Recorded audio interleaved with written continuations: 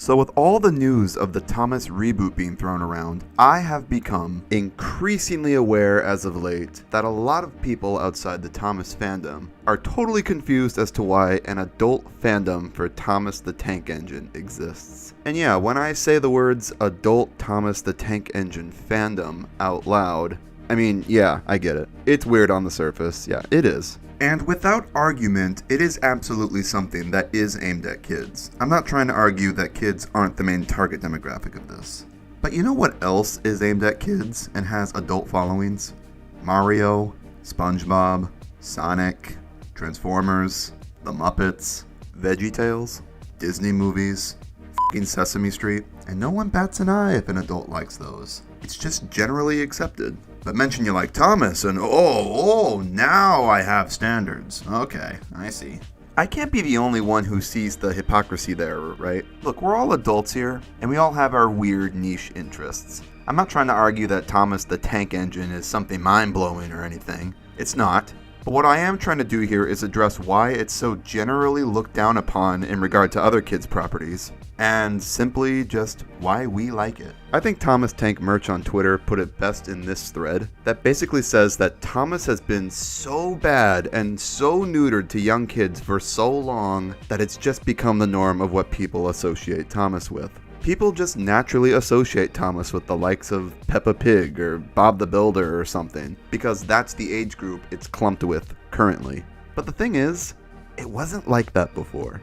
I cannot stress enough that modern day Thomas is not what created this fandom. No, this fandom exists because of Thomas's roots, and because of the very specific visions of Thomas's creator, Reverend Wilbert Awdry, and the show creators, Britt Allcroft and David Mitton. We are here because of the original Railway series books, and those first 5 magical seasons of the TV show, when Thomas was something not made just for kids. It was a series made for anyone of any age, and that's obvious to anyone who dares to watch it in every single element present in it. From the way the stories are written, to the language and verbose dialogue used. I propose that Percy be our disputation. To the characters' development and incredibly in-depth backstories, to the lifelike visuals, to the set design, to the way it's narrated. We should have left this part of the island alone. And to the absolutely extraordinary soundtrack that has no business being as good as it is.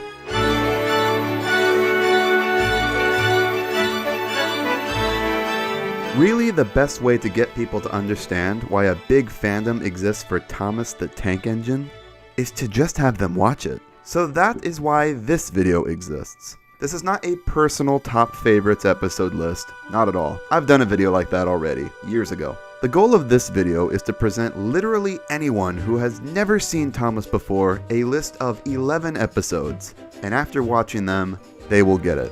They will get why this thing has a following. That being said, it should be no surprise that this whole list is comprised of only episodes from the first 5 seasons, aka what we fandom members call the classic series. I also know this is technically a ranked video, but I don't think any of these episodes are really better than each other since I'm recommending all of them, so I'm just going to present them all in episodic order. This was supposed to be a top 10 video, but I couldn't nail down just 10, so f*** it, we're doing 11. So without further ado, let's get into it. These are what I think are the 11 most definitive episodes of Thomas the Tank Engine that you should watch.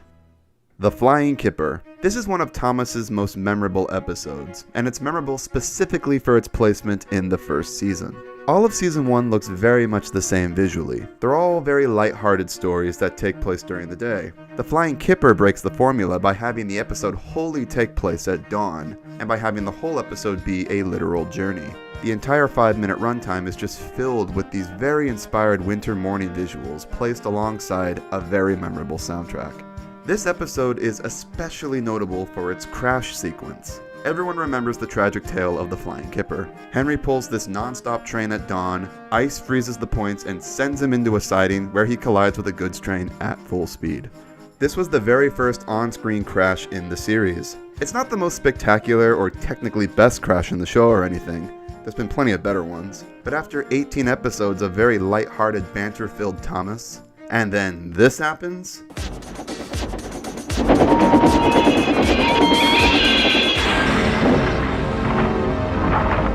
a total shock, and its occurrence is treated with total seriousness. There's a quiet moment of silence for the audience to take in what just happened before they cut to the cleanup crew. This is one of many perfect examples of how grounded in real life the show was. Train crashes were portrayed as serious catastrophes, unlike the modern day show, which doesn't treat crashes with any seriousness at all. In CGI, the trains crash, and then they're just like put back on the tracks and they're fine like nothing happened. Aren't these giant metal machines with like a million moving parts? Where's the reality?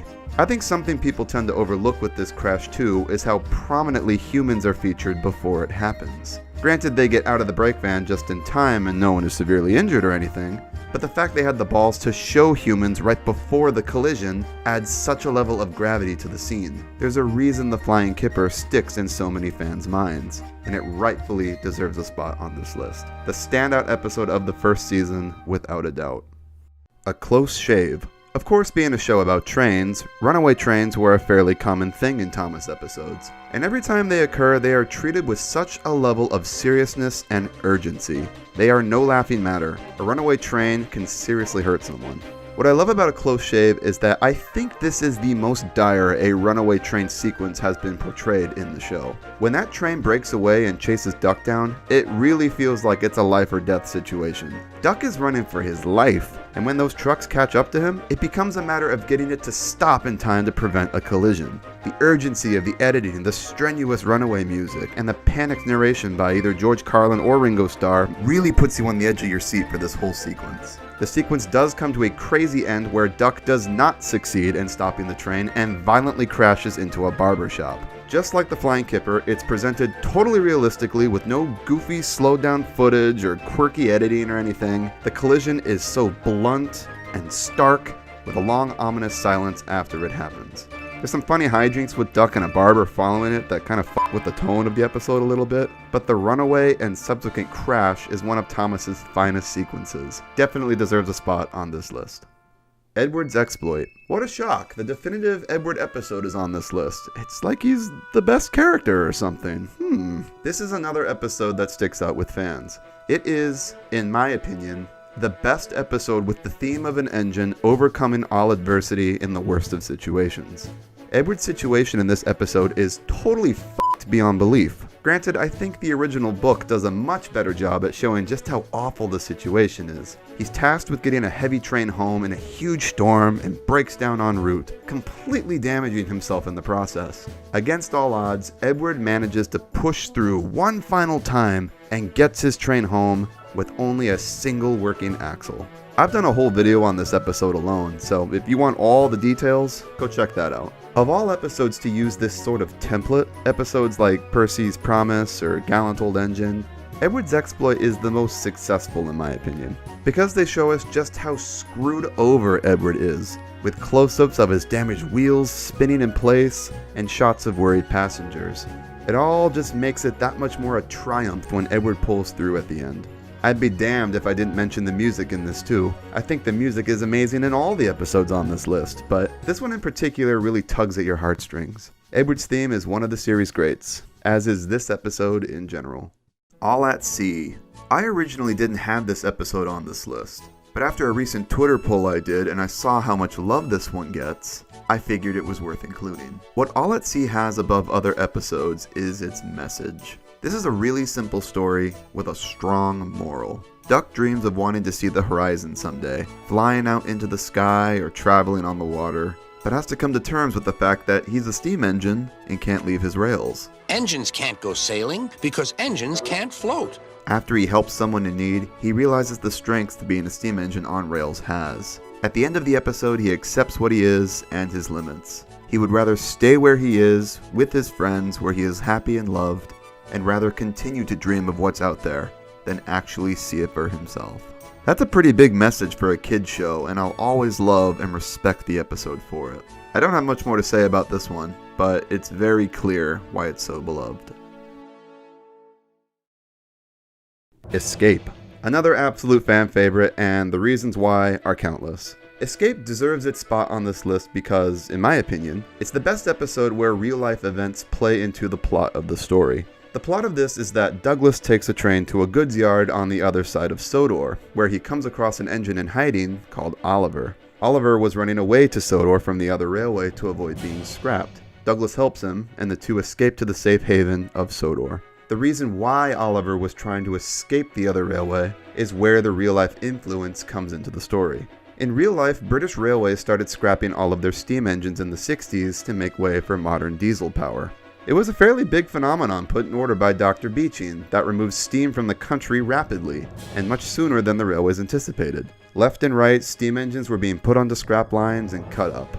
The island of Sodor is a safe haven for steam engines in this universe, and Oliver, a steam engine, daringly ran away from British Railways to escape there.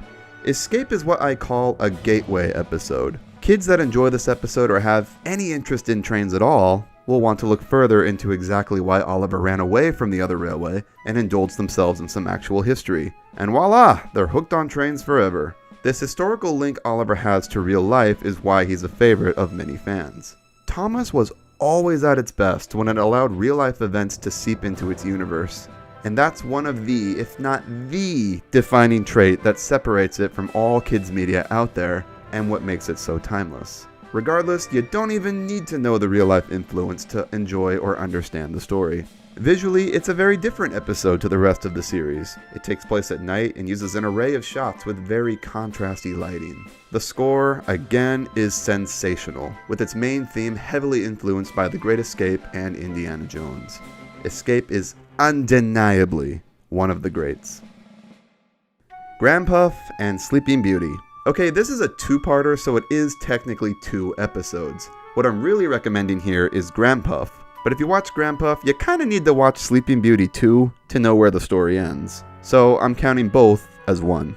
Something that Thomas did really well was play with tone. It wasn't afraid to present concepts to its young audience that were frightening or f***ed up or sad. I would call Grandpuff Thomas's most f***ed up episode, and I mean that in a good way. In this one episode, we experience an engine who gets his wheels removed and becomes permanently a generator, forever stuck in one place. And then later we see another get locked up in a shed and buried alive over time. To your average viewer, yeah, this is kinda messed up.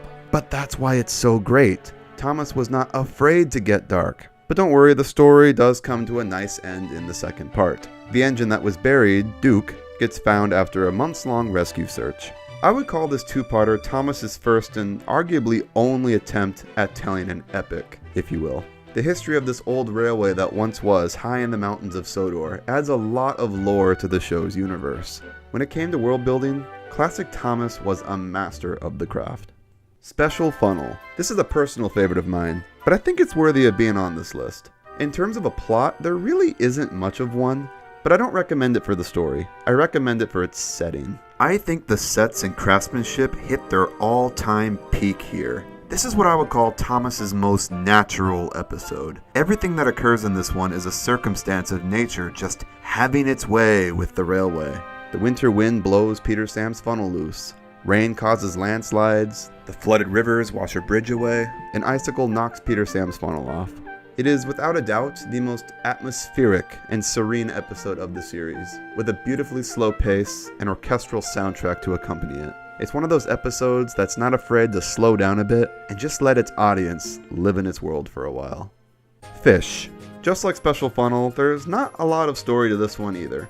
But story again is not why I recommend it. What I love about Fish is the way it visually portrays the trains in it. The engines in Thomas were never treated as toys. They were respected by the filmmakers as working metal machines. And that's present in this episode from the abundance of low-angle shots and slowed-down steam effects to make them seem bigger than they really were. It's also another one of those rare episodes that takes place entirely at night, which are always standouts. I've done a whole video on this episode, so I really don't have much more to say about this one that I haven't already said. So if you want to know more, check that video out. But I recommend watching the episode itself first. Lady Hat's Birthday Party. I put this episode on this list because it's, in my opinion, a double whammy. Thomas isn't always about the trains. And sometimes, Thomas is also f***ing hilarious. This is the first episode that is focused entirely on the humans, and the trains take a backseat to the action. In fact, the engines appear so little in this one that I went and did the math, and they make up a total of 27% of the runtime. That's unheard of. Thomas is not just a show about talking trains. It's a show about the world that they live in, the other vehicles, the adventures they all go on, and the humans. This is the episode that totally humanized Sir Topham Hatt in my opinion, previously just an authority figure that would punish or praise the engines. But as we see here, there's more to him than that. He's a dedicated husband that would go through hell just to be at his wife's birthday, no matter the cost. Let's be real, the humans in Thomas are the dumbest looking thing about the series. They're wooden blocks with arms that can't move. But somehow, they managed to make a sweet, endearing, entertaining story exclusively about them. Just think about what a feat that is. It works because Thomas is a self-aware show. They know the humans look funny, so they made the episode funny in tone to match, and the end result is hilarious. If you are unable to watch footage of a giant wooden fat man awkwardly tumble out of a steamroller into shit and laugh, then maybe you just like a funny bone because this shit's fucking funny. A hilarious episode, but also very charming and endearing in its weird, quirky, unique way. Toby and the Flood. I would call this Thomas's big attempt at making a disaster film. It's a very different episode to the usual tone of the show, and yet is somehow successful in what it is trying to do. The plot of this one is a storm rages across Sodor that lasts for several weeks. The lakes overflood, an old dam starts leaking, and finally breaks apart spectacularly. And Toby, on a bridge down the river, gets swept away in the floodwaters. It's a race to save Toby before he goes over the falls. I put this one on the list because I think it's the best example of how experimental the show could be. I loved it when the classic series got experimental with the concepts of their stories, whether totally realistic or not, and it was usually these types of episodes that stuck out more. Not everyone remembers the sort of nothing stories like when Thomas left his guard behind, or when James lied and pulled the express, or whatever. But everyone remembers the one with the Indiana Jones boulder, the one with the engine that falls off a bridge and drowns, and the one where the dam that collapses and a train floats away. Again, this episode has a stellar soundtrack, using one long continuous piece that spans nearly the length of the whole episode. I've covered this episode before in MTAC specifically for the soundtrack, so I very much think this is an episode worth checking out even for just that alone. And lastly, Duncan Gets Spooked. Speaking of that episode where an engine falls off a bridge and drowns, here it is. This is arguably Thomas's darkest episode when it comes to tone. Grandpuff is also pretty dark, but I consider its tone more sad than it is dark. Duncan Gets Spooked is straight up dark, both in tone and literally. In this episode, Rusty tells Duncan a story about an engine that once crossed an old bridge. However, it didn't reach the other side. It tumbled over the side into the swamp below, drowned, and is never seen again. Legend has it that the engine's ghost now haunts the bridge. Duncan later crosses the bridge, thinks he sees the silhouette of the ghost, and is understandably spooked beyond belief. What I absolutely love about this episode is how much it actually shows us. They show us the engine's death on screen. It's not hinted at or implied. They full on show a sentient being falling and drowning. On the other side of the same coin, I also love this episode for what it doesn't tell us. Rusty never confirms if that story was real or not. And when Duncan supposedly sees the ghost, the narrator tells us it could just be fireflies, but again, it's never confirmed. Was there really a ghost engine haunting the bridge and formulating the shape with fireflies to make contact with Duncan? Or was it Duncan just seeing things? They never say. And that vagueness is what inspires us as an audience. It clicks on that creative side of our brain to want to piece together our own interpretation of what really happened and what that engine story really is. Again, this is another episode I have already covered in MTAC, so if you want to know more, I recommend watching that. But really, what I recommend doing is just watching the episode for yourself. It's a wonderful ride, with so much packed into its short 5-minute runtime. Okay, so those are your 11, technically 12. Okay, 12 episodes to watch. If you made it to this point in the video, then you must obviously be interested in Thomas, so I encourage you to take that next step and check these episodes out. Oh, and what's that? What, I made a playlist for these? Oh, why yes I did. Here they are, all ready and waiting for you in order. Now you have no reason to not go and watch them, because they're all just here, waiting for you. Just click it. Just click the playlist, damn it. What's awesome about the old Thomas episodes is that they are very short. They're only 5 minutes long, so giving this show a gander really doesn't take that much time. Give this collab of episodes a watch, and then come back and tell me what you think in the comments below. I'm very curious what outside people have to say about our show with this context, and I'll bet a lot of fandom members are too. I am by no means trying to convince you to join our cult, so to speak. All I'm trying to do here is spread the message of why we as fans appreciate Thomas, and sort of explain why it has such a big fan following. We like it for its model work, we like it for its music, we like it for its characters, we like it because we like trains, and we like it because it has such an interesting history. It's really as simple as that. This was not some soulless show that was made to have a corporate mascot to sell merchandise. It became that, sadly, but Thomas in its purest form was a vision of one man who had a true passion for trains and wanted to share that passion to the world, using personified steam engines to do it. And all the stories and characters and the universe he created with them are untouchable. The Reverend Wilbert Awdry did not talk down to children. The stories he made were as much for the adults that read the stories to the kids as they were for the kids themselves. And those magical first 5 seasons of the show were very true to that vision. Anyone who has even a passing interest in trains can see the appeal of Awdry's creation. And I hope with this video, I was able to help you all see it too. This little blue engine has done more for me in my life than I can even put into words. I am an adult Thomas fan, and I'm proud to be one.